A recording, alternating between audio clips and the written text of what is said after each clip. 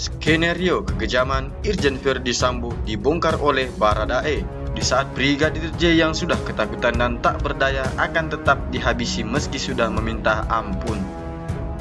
Namun sebelum kita lanjut, bolehlah kalian tekan tombol like, dan yang belum subscribe, bisalah kalian subscribe channel ini terlebih dahulu agar kami bersemangat lagi berikan kalian berita menarik setiap harinya. Kalau sudah, mari kita simak beritanya sampai selesai. Kekejaman Irjen Verdi Sambo dibongkar oleh Baradae. Brigadir J yang sudah ketakutan dan tak berdaya tetap dihabisi walau ia sudah meminta ampun. Barreskrim Polri juga telah menghentikan penanganan kasus dugaan pelecehan Brigadir J kepada istri Irjen Verdi Sambo, Putri Chandrawati, Selasa tanggal 16 bulan 8 tahun 2022. Peristiwa detik-detik kematian Brigadir J sementara ini berdasarkan kronologi yang diketahui oleh mantan kuasa hukum Baradae, yaitu Diolipa Yomara. Baradae sempat menceritakan pada saat itu mereka sedang berada di rumah dinas Jalan Saguling, Duren 3 Barat, Pancoran, Jakarta Selatan. Awal mulanya, Brigadir J diminta untuk naik ke lantai atas, namun Joshua sempat menolaknya. Tapi karena perintah itu datang dari Irjen Verdi Sambo, akhirnya Brigadir J pun menurut. Kala itu, Baradae pun naik ke lantai atas. Dia pun menyaksikan Brigadir J yang sudah berlutut di depan Verdi Sambo dan sedang memegang pistol sambil memakai sarung tangan. Di atas itu sudah ada kejadian, si Joshua berlutut di depan Sambo. Kalau menurut keterangan Richard, kan Richard pegang pistol, Sambo juga pegang pistol. Tapi Sambo pakai sarung tangan. Biasa kan namanya mafia, kan suka pakai sarung tangan, kata Diolipa. Situasi pun menjadi panas ketika Irjen Verdi Sambo memberikan perintah kepada Baradae untuk menembaki rekannya tersebut. Perintah itu tak dapat ditolak oleh Baradae, maka terjadilah penembakan terhadap Brigadir J. Dalam posisi itu, ada perintah dari Sambo untuk si Richard, tembak, tembak. Ya, namanya perintah kan Richard ketakutan. Karena kalau Richard nggak nembak, mungkin dia ditembak. Karena sama-sama pegang pistol, kan akhirnya atas perintah. Richard langsung tembaklah, kata Diolipa. Menirukan ucapan yang disampaikan Baradae sebelumnya, Polri telah menetapkan 4 orang sebagai tersangka dalam kasus penembakan Brigadir J, yakni Irjen Pol Verdi Sambo, Baradae, Bribka Rizky Rizal, dan 1 tersangka sipil bernama Kuat Ma'ruf atau KM. Peristiwa di Magelang, pengacara Richard Eliezer atau Baradae, M. Burhanuddin, membeberkan kesaksian kliennya mengenai insiden penembakan Nurfiansyah Yosua Huta Barat atau Brigadir J. Adapun Baradae merupakan saksi kunci sekaligus tersangka yang pertama kali menembak Brigadir Yosua. Burhanuddin mengatakan bahwa Baradae belum buka suara terkait motif dibalik penembakan yang diperintahkan Irjen Pol Verdi Sambo, ujar M. Burhanuddin Sabtu tanggal 13 bulan 8 tahun 2022. Burhanuddin mengatakan sebelum ditembak Brigadir J, ia juga disuruh masuk ke dalam rumah dan disuruh jongkok serta dicambak oleh atasannya. Kemudian ia katakan Verdi Sambo perintahkan Baradae untuk menembak Brigadir Yosua.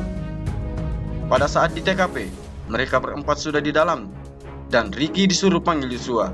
Begitu masuk di TKP, kemudian disuruh jongkok Brigadir J, ungkas Burhanuddin.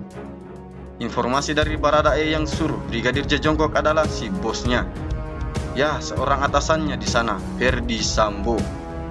Lanjutnya, ia menambahkan bahwa yang berada di tempat kejadian adalah Brigadir J dan yang saat ini sudah jadi tersangka semua, yakni Verdi Sambo, Ricky, dan Baradae. Namun, istri Irjen Verdi Sambo, Putri Chandrawati, pada saat kejadian berada di dalam kamar. Selanjutnya, saat disinggung apakah Brigadir J dievakuasi saat jongkok, pengacara Baradae itu pun beberkan sebenarnya sebelum dievakuasi, rambut Brigadir J sempat dipegang. Lalu Baradae diperintahkan untuk menembak Brigadir Yosua, katanya Baradae. Diapakan dulu rambutnya Brigadir J gitu. Lalu Baradae diperintahkan untuk menembak, tembak gitu, ungkap M. Burhanuddin. Ketika ditanya siapa yang memegang rambut Brigadir J, kuasa hukum Baradae tersebut mengatakan si bosnya, yakni Verdi Sambo, yang memegang rambut Brigadir J. Namun ia tegaskan untuk proses selanjutnya tidak diceritakan lagi oleh Baradae. Sambungnya menuturkan, pelaku yang menembak sudah dituangkan di BAP dan saat ini sedang dalam penyelidikan pada saksi satu lagi. Ia juga berasumsi jika sudah dapat keterangan dari saksi satu lagi, bisa jadi nantinya dapat ketahuan yang penembak satu orang atau dua orang. Burhanuddin menyebutkan, sementara ini sosok penembakan Brigadir J yang dipublis baru satu orang, yakni Baradae, yang mengaku menjadi penembak pertama. Baradae bilang ada, tapi dia belum tuntas juga. Kata Burhanuddin saat ditanya apakah ada orang lain yang menembak Brigadir J selain Baradae. Cuman Baradae bilang dia orang pertama yang disuruh menembak. Dia 3 kali menembak, sambungnya. Sambo akui perbuatannya. Komnas HAM sudah melakukan pemeriksaan terhadap tersangka pembunuhan Yosua Huta Barat atau Brigadir J, yaitu Irjen Verdi Sambo di Makobrimob. Dari hasil pemeriksaan tersebut, Verdi Sambo mengakui bahwa dirinya adalah aktor utama dari tewasnya Brigadir J.